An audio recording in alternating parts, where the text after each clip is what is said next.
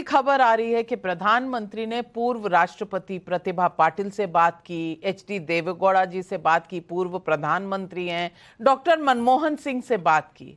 अब ये कोई बीजेपी के तो पदाधिकारी कभी थे नहीं, ये तो सब राष्ट्रीय कॉन्स्टिट्यूशनल पोजीशन पर बैठे हुए लोग थे।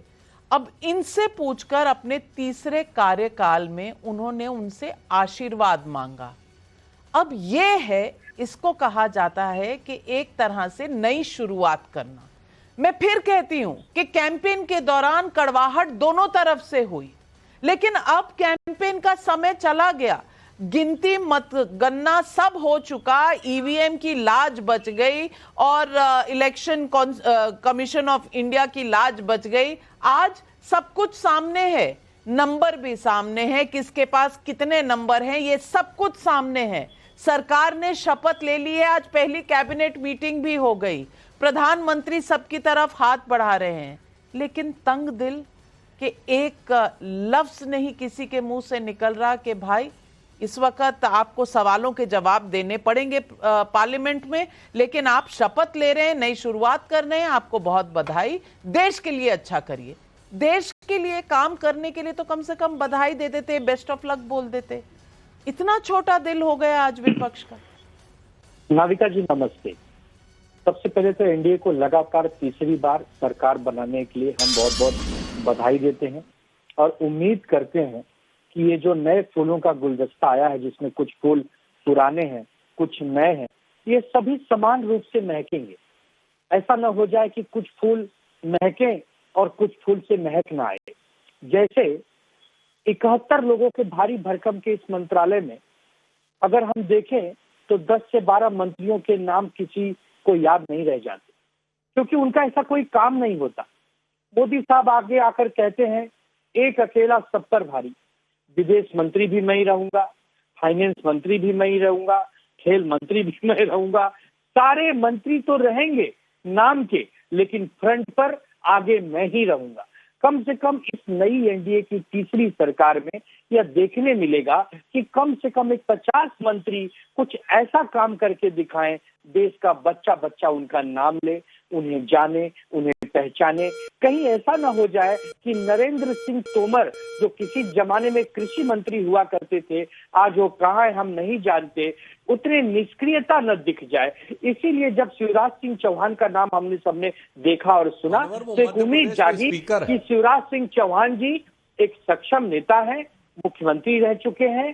किसान भाई बहनों के लिए जो एमएसपी की बार बार डिमांड की जा रही है देश के किसानों की तरफ से, उसके लिए शिवराज सिंह चौहान साहब एक पहल करेंगे, एक उम्मीद जगाएंगे कि हाँ, यह देश की सरकार हमारे देश के किसानों के लिए है, न कि कुछ चंद उद्योगपतियों के लिए है, रोजगारों के लिए है, महंगाई के लिए है। इसके लिए अगर बहुत अच्छा लगा सुनकर आनंद दुबे जी, बहुत अच्छा लगा। सारे प्रवक्ता बधाई दे रहे हैं, सारे लीडर जो हैं वो चुप हैं, मुंह सिलकर बैठे हैं, और जो लोग खुद अलायंस तोड़ चुके हैं सामने रहने के लिए, मुख्यमंत्री बनने के लिए, वो रेकमेंड कर रहे हैं कि आप सामने की जगह खाली करके दूसरों को क्यों नहीं देते।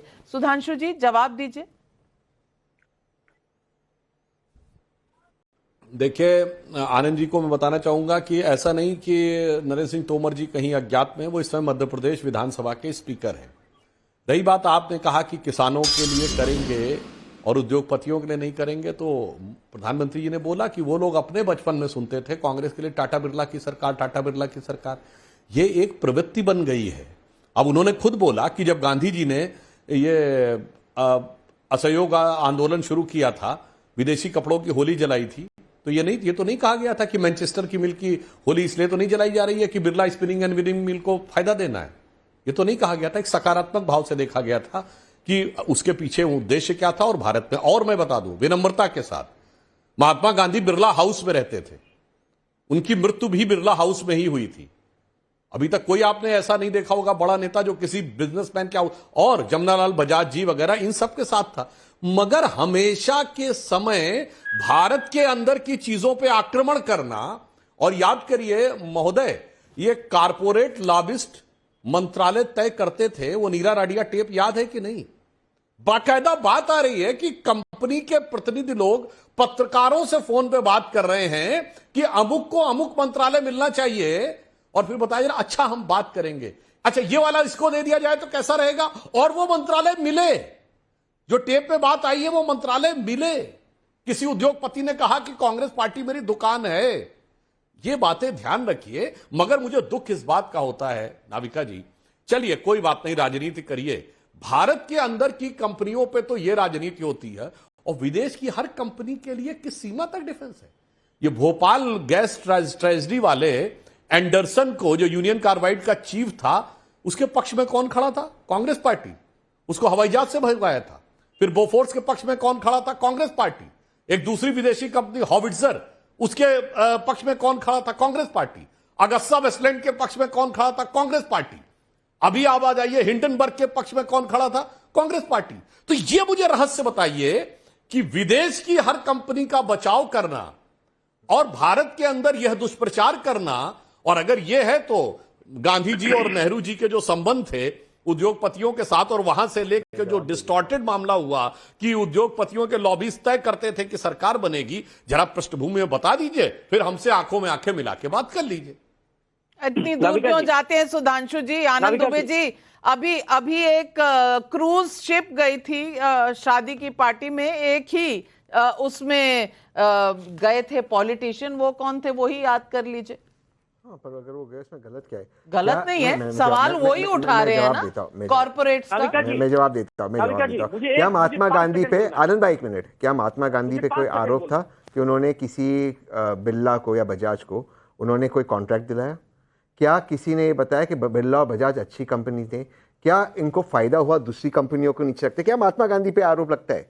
बार बार बात डिबेट महात्मा गांधी की नहीं है इस वक्त। डिबेट इस बात की है कि आपका दिल इतना छोटा क्यों है कि आप ना बधाई दे सकते हैं। बधाई की बात करते हो, एक सेकंड।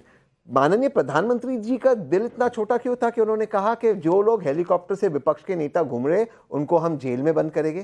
क्या ये शोभा देता प्रधानमंत्री को कैंपेनिंग के द्वारा कि आप विपक्ष को जेल में बंद करेंगे? खत्म है हुजूर। हाँ, तो वो करे तो चमत्कार, कोई और करे तो गुनहगार। प्रधानमंत्री जेल में डालने की धमकी दे और हम कहे कि हमको जेल में डालना। सोमनाथ सिंह रॉय जी, मेरा आपसे इतना ही सवाल है, कोप भवन में चले जाना, बत्तियां बुझा देना, इतना दुख क्यों भाई? इतना दुख क्यों है ममता दीदी को? नहीं, वो तो दुख, नविका जी, दुख तो होगा ही, लेकिन लाइट जलाने के लिए अदानी अंबानी तो बैठा था, कोई प्रॉब्लम नहीं है। जहां पर 100 दिन का काम का एक पैसा भी नहीं किया, इससे ज्यादा मीटिंग यहाँ पर किया, एक बार भी नहीं बोला ये जो श्रमिक है उनका पैसा कब आएगा, एक बार भी आवास योजना का क्या होगा नहीं